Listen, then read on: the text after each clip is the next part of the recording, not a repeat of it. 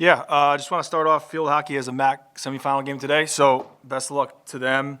Women's basketball opened their year with a win, so congrats to their staff and Coach Leffler. And then something must be going on here today that we're excited about, so I'm looking forward to that process and moving on with that. So as far as the Akron game goes, I think it comes down to the chart that's on the left over there, the ball.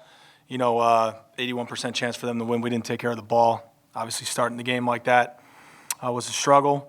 And then certainly the explosive plays, they had 4, we had 1. So talk about those things all the time. A lot of things we can do better, coach better, play better, which we're working on that connection. That's what the team meeting was about today. And keep moving forward, keep fighting, and we will do that. And we'll put our best foot forward against a great opponent coming up. All right, we have a microphone today for questions just to help with the stream at home. So if you let us know, we can get that mic to you.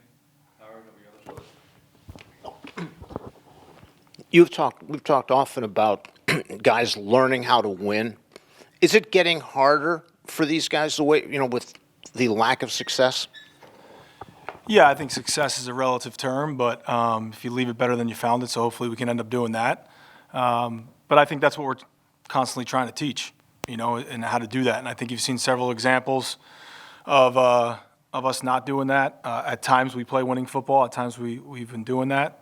We just got to keep working at it. But I think we have 3 guaranteed games left with this team. Some guys in this room this morning will play 3 games for the rest of their life. They won't get an opportunity to play at the next level. So my job is to make sure we put the best plan forward for those 3 games, especially this NIU one that we're focused on, and kind of taking it one step at a time. Certainly, we're doing everything we can to teach it as fast as we can, but I think it's like anything. I think some things take a little bit more time than you want.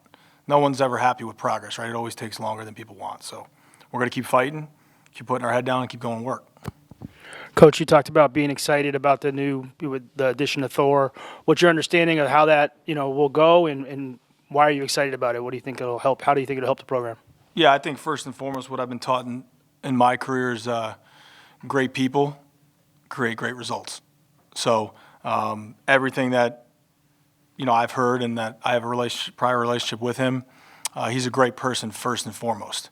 And when people have goodness in their heart and they care about something, good things will happen. So I'm just super excited about the investment, all right, from our administration with everything that has gone on so far and now this. It just shows that we're serious about winning football games. And that goes a long way. I think he met with the players today, which was great, and continuing to show them from Ryan and his perspective on how we're keeping investing in what we're trying to do. So just super excited. I can't wait. It was kind of like a breath of life for me into my day. Not a lot to be, really happy about in terms of a result standpoint up to this point. So this just gives me some hope. And I think sometimes that's what you need. So I'm just super excited about extending our relationship and taking it to the next step. And I know he bleeds what I bleed. He put the same helmet and same jersey on that these young men have.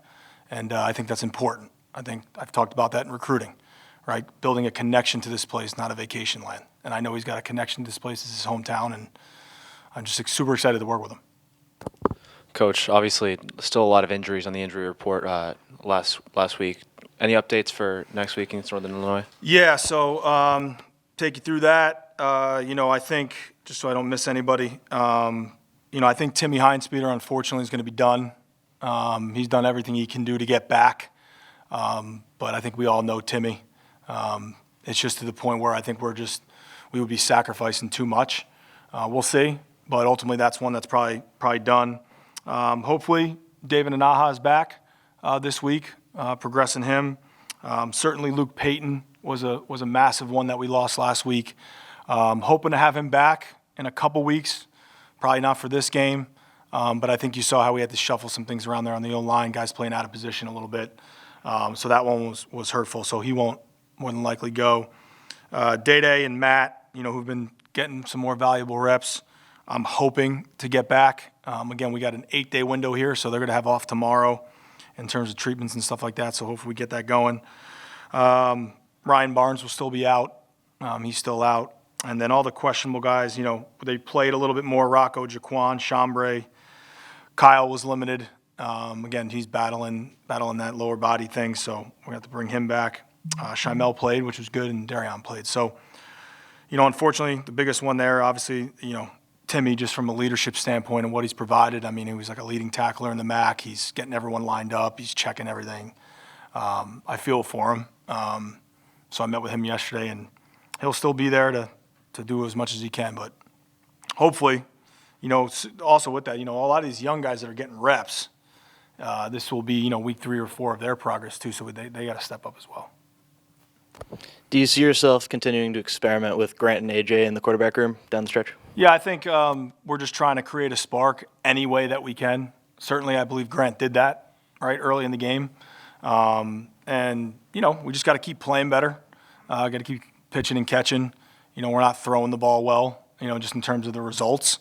A lot goes into that, protection and routes and progressions and stuff. I was happy with AJ. He checked the ball down a couple times, put us in some situations, had a big 4th and 4 conversion there. And again, we had our opportunities, in terms of the explosive plays. I mean, first play of the game, I've never run a flea flicker and fell down.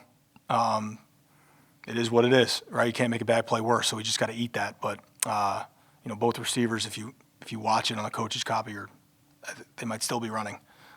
So just got to keep cleaning it up. So we'll have a plan this week. I think it's just how can we best move the ball consistently, and a lot will go into that. One of the key tenets you've preached since you got here has been ownership. With some of the self-inflicted mistakes like Brennan's last week, Darion's a few weeks ago, how do you feel the guys have responded in the ownership department? Yeah, I think it's a constant battle to keep teaching that part. I think that's the one thing that here has probably been the hardest part about the BOS to teach, is that part. But, Brennan came in yesterday. We had a great 15-minute meeting, talked about it, why I reacted the way I did. And at the end of the day, to get an individual to play the game the right way, you have to live the right way. All right, I think that's getting a little, I don't think a lot of people understand that, You should never be a better football player than you are a person. It hasn't worked in my career like that, whether you're a coach or a player. So he's going to learn, he's going to grow.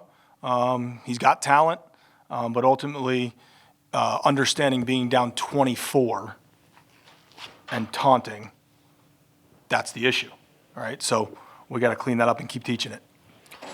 Joe, what do you see on tape of your opponent? Yeah, so tremendous respect for Coach Hammock.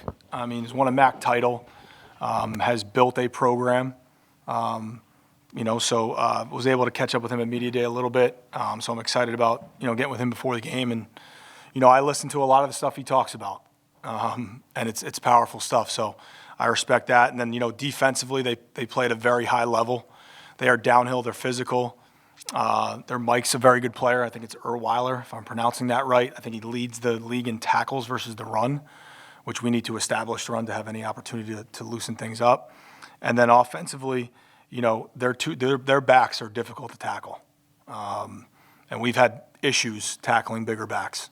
So their yards after carry is pretty impressive. And we'll have to stop that to have a chance to compete. So impressive. I know they're probably not where they want to be, kind of like we are. I haven't watched every game, but they might feel like they let some slip away there. So certainly, but Coach Hammond, coach teams are going to come in and ready to play violent and physical, and we got to be ready to match that.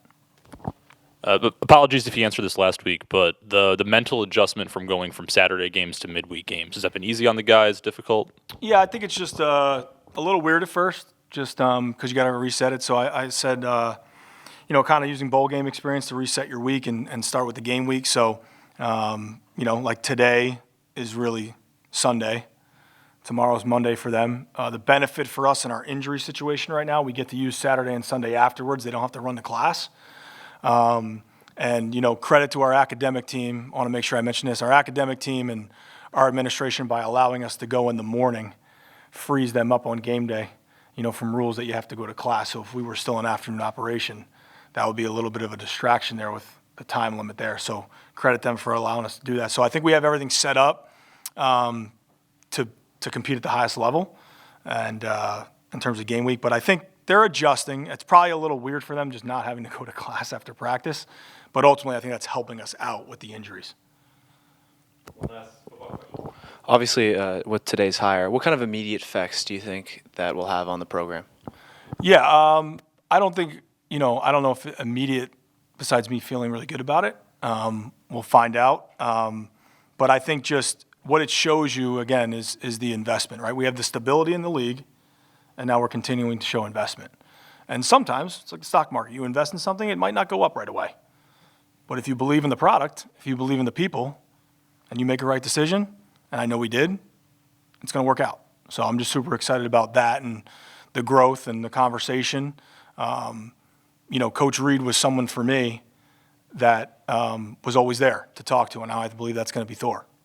Someone that I can just go to from a friendship standpoint, coworker standpoint, and he's part of this team now, right? And he's going to play a vital role for us. And if you know anything about him, his relationship with his players, no matter the sport, is what people talk about, and we need more of that. And I'm excited about it.